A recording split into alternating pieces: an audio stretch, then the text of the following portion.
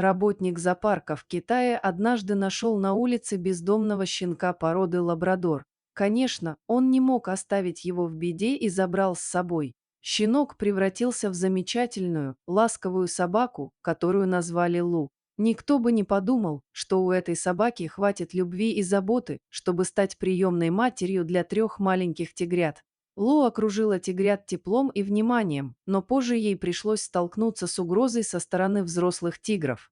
Давайте расскажем, как развивались события. Часто можно услышать истории о том, как кошки выкармливают чужих детенышей, например, крольчат или бельчат. И хоть история о Маугли, воспитанном волками, выдумана Редьярдом Киплингом, в реальности подобные случаи случаются нередко. Животные, живущие в стае, такие как гориллы, дельфины или волки, по своей природе имеют высокую эмпатию. Именно поэтому они могут легко принять под свою защиту малыша другого вида. Особенно это касается домашних животных, таких как кошки и собаки, которые привыкли к постоянному контакту с людьми и другими животными. Случается и так, что матери просто не могут отличить своих детенышей от чужих. Именно такая ситуация произошла с Лу. Когда сотрудник зоопарка Цзилин подобрал ее на улице, он устроил собаку в зоопарк, где ей обеспечили безопасность и заботу.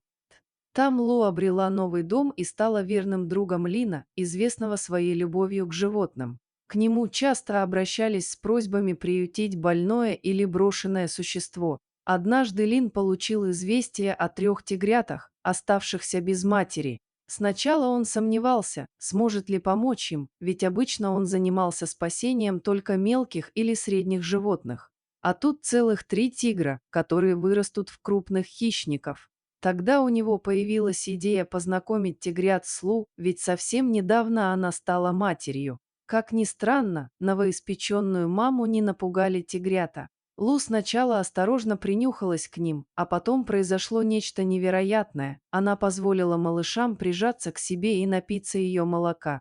Лабрадоры – довольно крупные собаки, и Лу смогла в течение нескольких месяцев кормить тигрят своим молоком. Она действительно заменила им мать, заботилась о них и относилась к ним как к своим собственным детенышам. Она действительно заменила им мать, заботилась о них и относилась к ним как к своим собственным детенышам. Со временем тигры окрепли, и ветеринары подтвердили, что их здоровью больше ничего не угрожает.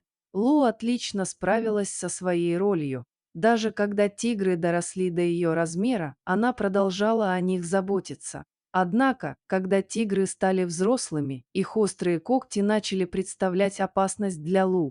В итоге было решено, что тигры должны жить среди своих сородичей, и их переселили в другой вольер. Хотя воссоединение не планировалось, судьба распорядилась иначе. Прошло 2 года после того, как Лу разлучили с ее приемными детьми. Это произошло летом, когда в регионе бушевали бури. Зоопарк пережил много штормов, но ни один не был таким мощным, как этот тайфун. Лин и его коллеги были заняты обеспечением безопасности животных. Лу очень боялась грома и молний, и этот ураган особенно ее испугал. Она стремилась найти укрытие от сильного дождя и бушующего ветра. В панике собака перелезла через ограждение и случайно оказалась в зоне, где находился вольер взрослых тигров. Вскоре Лин заметил, что Лу оказалась среди хищников, и поспешил на помощь. Скоро появились взрослые тигры. Их было 6. Они заинтересовались случайной гостьей и восприняли ее как угрозу.